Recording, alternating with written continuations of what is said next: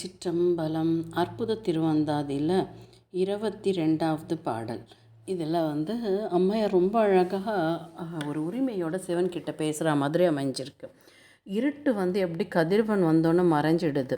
ஒரு நாளும் அது வரதும் மறையிறதும் ஒரே அதுக்கு வழக்கமாகிடுச்சு. அதனால அது என்ன பண்ணித்தான், அந்த இருட்டு போய் பகவானோட கழுத்தில் திருநீலகண்டன் அங்கே யார் சுற்றின்னு இருக்கா, பாம்பு, அந்த பாம்பு இருக்கக்கூடிய அந்த கழுத்தில் இதுதான் நமக்கு நிரந்தரமான இடம் அப்படிங்கிறத புரிஞ்சுட்டு அங்கே போய் இருக்கான். அதாவது பகவானோட கழுத்து அந்த விஷத்தால் நீலகண்டமாக ஆனது மட்டும் இல்லாமல் அந்த பாம்பு சுற்றின்னு இருக்கிறதுனால கொஞ்சம் கருப்பாக இருக்குது, இருள் படர்ந்து இருக்கிற மாதிரி இருக்குதுன்னு வர்ணிக்கிறத இங்கே அழகாக காணலாம்.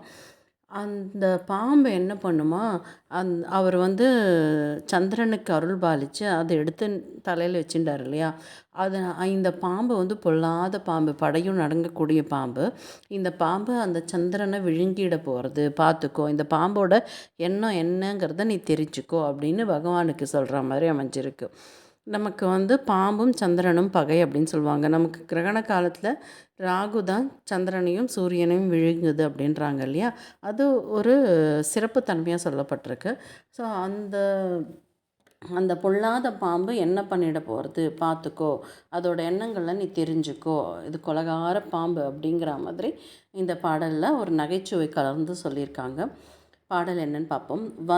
இதனை கொள்வதே ஒக்கம் இவ்வாலரவின் அரவுனா பாம்பு, சிந்தையது அறிந்து காண்மீனோ, அதோட என்னமோ தெரிஞ்சுக்கோ, ஓர் இராணீர் இருண்டன்னை கண்டதீர் எங்கள் பிரானீர் சென்னி பிறை.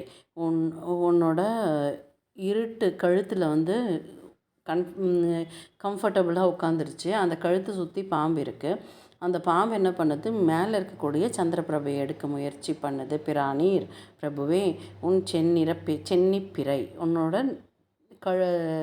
தலையில் இருக்கக்கூடிய அந்த பிறையை பார்த்துக்கோ அப்படின்னு சொல்கிற மாதிரி அமைஞ்ச ஒரு அழகான பாடல். திருச்சிற்றம்பலம்.